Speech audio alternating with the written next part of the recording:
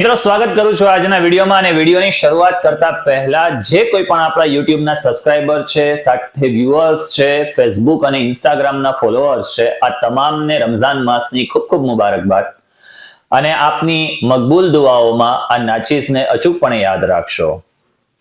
મિત્રો હવે આપણે વિડીયોની શરૂઆત કરીએ, પરંતુ ઘણા બધા ફોન કોલ્સ અને ઘણા બધા મેસેજીસને ધ્યાનમાં રાખી અને આજે આપણે આ મુદ્દા ઉપર ખાસ ચર્ચા કરવાનું વિચાર્યું છે અને તમારી સમક્ષ આજના વિડીયો થકી હું રજૂ થયો છું. જેટલું શક્ય બને એટલું વિડીયોને શેર કરશો, તમામ લોકો સુધી પહોંચતો કરશો અને આપની રાય પણ કમેન્ટમાં ચોક્કસપણે જણાવશો. ચેનલ પર નવા છો તો ચેનલને સબસ્ક્રાઇબ કરી બેલ બટન દબાવીને ઓલ કરી લેશો, જેથી કરીને જે કોઈ પણ નોટિફિકેશન છે તમારા સુધી પહોંચતી રહે અને વિડીયોને લાઈક અચૂકપણે કરશો. મિત્રો, ધર્મ ઇસ્લામના 5 જે પાયાના સ્તંભો છે તેમાંનું એક મહત્વનું સ્તંભ એટલે કે ઝકાત વિશે આજે આપણે ચર્ચા કરવી છે. ઝકાત મુદ્દાને આપણે જો ધ્યાનમાં લેવા જઈએ તો એમાં ઘણા બધા મસલાઓ છે, ઘણા બધા મસાઇલ્સ છે જેને આપણે આજના વિડીયોમાં ધ્યાને નહીં લઈએ, કારણ કે ઝકાત કેવી રીતે નીકાળવી, ઝકાતની ગણતરી કેવી રીતે થઈ શકે, ઝકાત કોની ઉપર નીકળે છે અને ઝકાત કોને આપી શકાય, આ ઘણા બધા એવા પ્રકારના મુદ્દાઓ છે જેની ઉપર વિશેષની વિશેષ ચર્ચાઓ તો થઈ શકે, પરંતુ એ ચર્ચાઓની સાથે ઘણા બધા મસલાઓ રહેલા છે.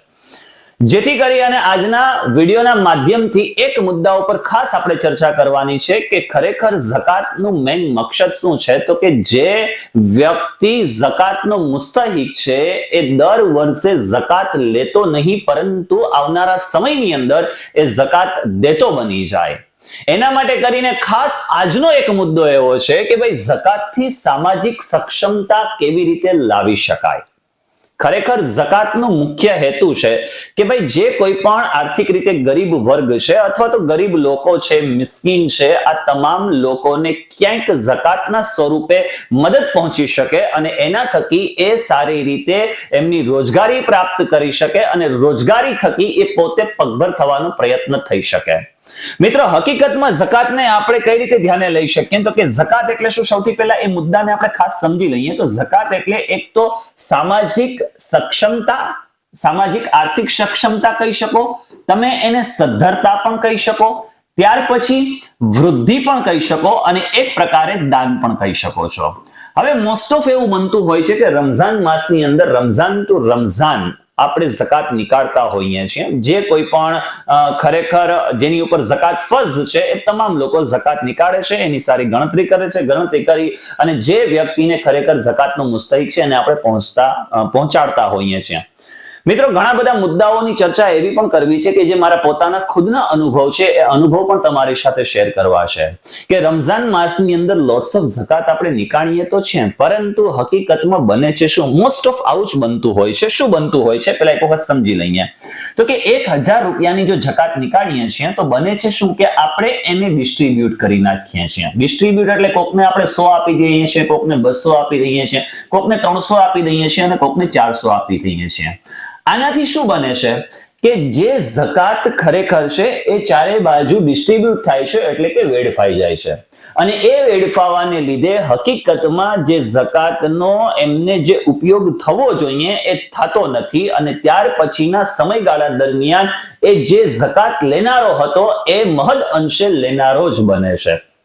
હું તમને એક વાત જણાવું કે આફ્ટર રમઝાન પહેલા આપણા ઘણા બધા એવા વિડીયોઝ પણ છે કે જે વિડીયોના માધ્યમથી તમારા સમક્ષ ઘણા બધા એવી બાબતો છે કે જે રજૂ થાય છે. ક્યાંક આપણે કોઈકને સહાયરૂપ થયા હોય અથવા તો તમારા બધાના સાથ સહકારથી એમને મદદરૂપ થયા હોય તો ઘણાના ઘરની અંદર આપણે તપાસ પણ કરી હોય તો ત્યાં એવું બને છે કે એમના ઘરની અંદર ઘણી વખતે રાશન પણ નથી હોતું, ઘણી વખતે એમને દવાના ખર્ચનો પૈસા પણ નથી હોતા અને રમઝાન માસની અંદર નીકાળેલી ઝકાત અથવા રમઝાન માસની અંદર એમને આપેલી ઝકાત એ માત્ર 2 થી 3 મહિના સુધી ચાલતી હોય છે અથવા 4 મહિના સુધી ચાલતી હોય છે અથવા 5 મહિના સુધી ચાલતી હોય છે. ત્યાર પછી એમનું શું? આ પણ એક સૌથી મોટો પ્રશ્ન ઉભો રહેતો હોય છે. હકીકતમાં તો તમે ઝકાત નીકાળો છો તો એ ઝકાત ખરેખર કોને આપી શકાય એ બાબત ઉપર પહેલા આપણે ચર્ચા કરી લઈએ. તો ઝકાત કોને આપી શકાય? તો કે સૌથી પહેલા તો તમારે એ જોવાનું છે કે આપણા સગાહવાલાની અંદર મેં કીધું ને કે ઘણા બધા મસલાઓ છે, ઘણા બધા મસાઇલ્સ છે.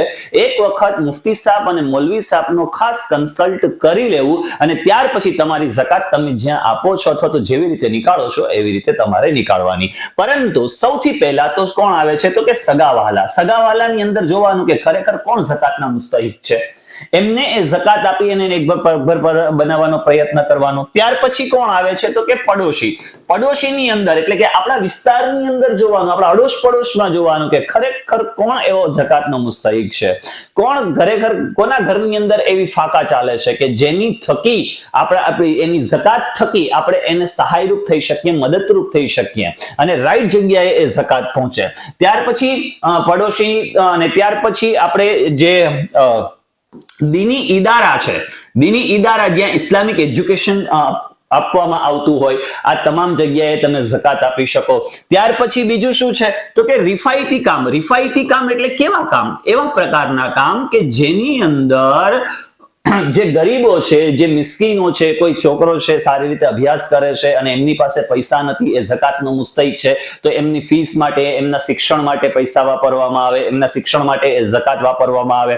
ઘણા એવા હોય છે કે ઇમરજન્સી મેડિકલની જરૂરિયાત ઊભી થઈ જતી હોય છે અને ઇમરજન્સી મેડિકલની જરૂરિયાતને ધ્યાનમાં રાખીને એમને એ ઝકાત આપવામાં આવે. ઘણા બધા જે બાબતો છે રિફાયતી કામની અંદર, ગરીબોની મદદો છે, મિસ્કીનોની મદદો છે, આ તમામ રીતે આપણે એમને ઝકાત સ્વરૂપે એટલે કે ઝકાત થકી આપણે એમને સહાયરૂપ થઈ શકીએ. પરંતુ મેં તમને જે વાત કહી એ મોસ્ટ ઓફ શું થાય છે તો કે અહીંયા આ ઝકાત વેડફાઈ જાય છે. બને છે એવું કે 2, 3, 4 મહિના સુધી તો રહે છે, પરંતુ જ્યારે જો વચ્ચે એમની આવશ્યકતા ઊભી થાય અને ખરેખર બધાએ તો ઝકાત નીકાળી દીધી છે, ઝકાત ડિસ્ટ્રીબ્યુટ થઈ ગઈ છે, તો હવે આ ઝકાતને આપણે હકીકતમાં આર્થિક કોઈ વ્યક્તિને આપણે આર્થિક સક્ષમ કઈ રીતે બનાવી શકીએ?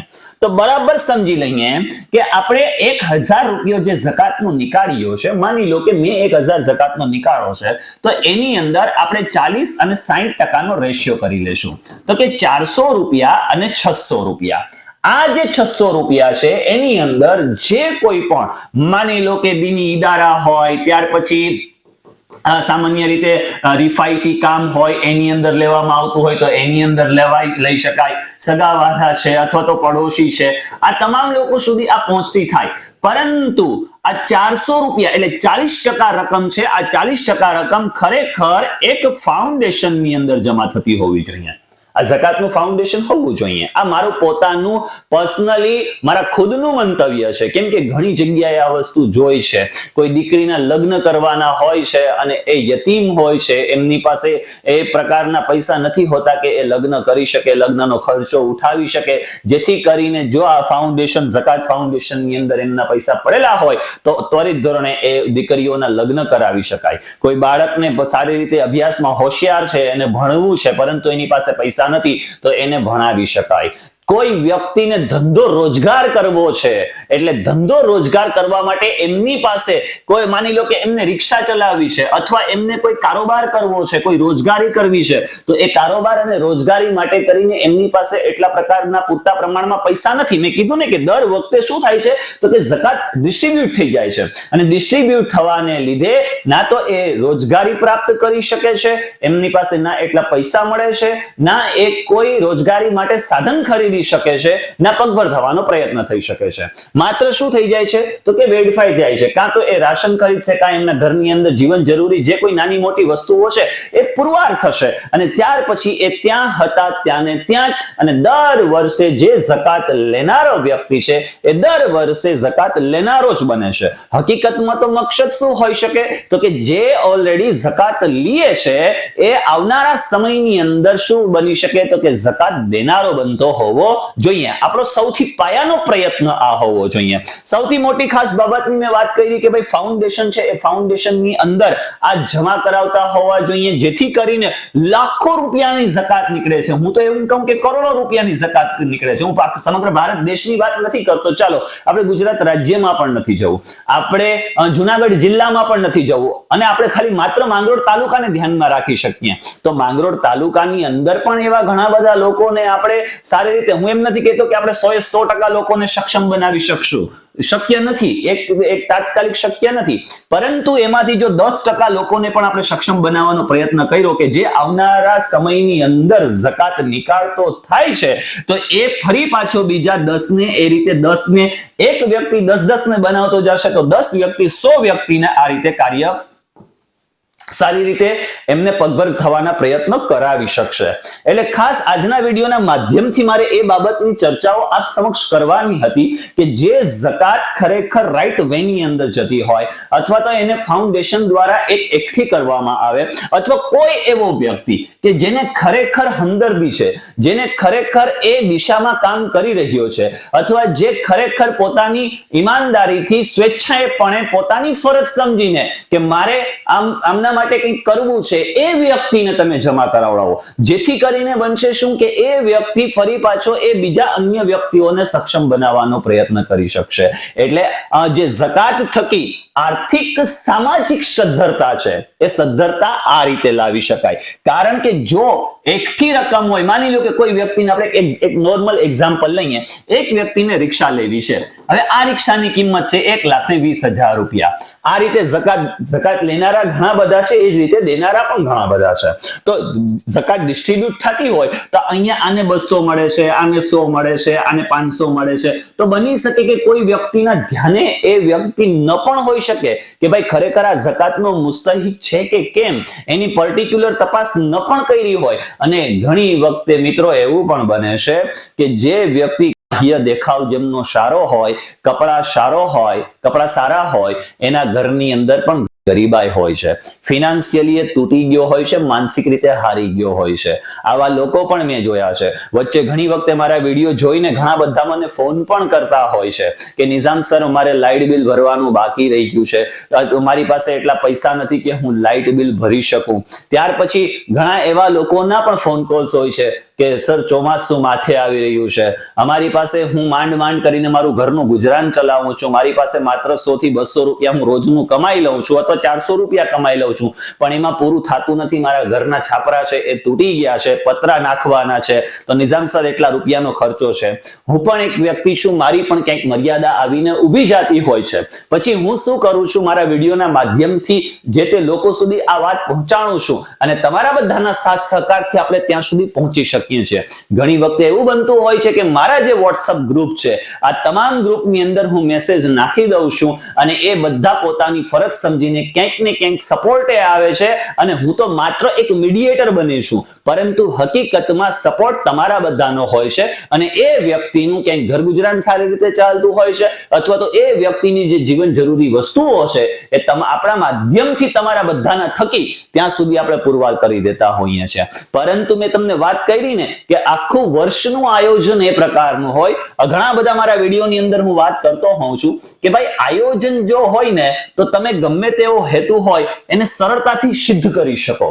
અને હેતુ સુધી પહોંચવા માટે પહેલા આયોજનબદ્ધ કામ કરવું પડે, અને ત્યાર પછી જ આપણે એ હેતુ સિદ્ધ કરી શકીએ. એટલે મિત્રો આ રીતે ફાઉન્ડેશન હોય અથવા જે તે વ્યક્તિ હોય એના પાસે પર્ટિક્યુલર એક ઝકાતનો ભંડોળ જમા થતું હોય તો ત્યાર પછી તમે નહીં વિચાર્યું હોય, પરંતુ આવનારા સમયની અંદર એવડો મોટો ફાયદો થશે કે આપણે સવે કદાચ વિચાર સુદ્ધા પણ નહીં કર્યો હોય. એટલે મિત્રો જ્યાં જે પ્રકારે મેં કીધું ને કે અહીંયા ક્યાંય કોઈ પ્રકારનું એવું નથી, તમને જેમ યોગ્ય લાગે, પરંતુ આ માત્ર મારા વિચારો હતા, જે વિચારો આજના વિડીયોના માધ્યમથી મેં તમને બધાને રજૂ કર્યા છે મિત્રો.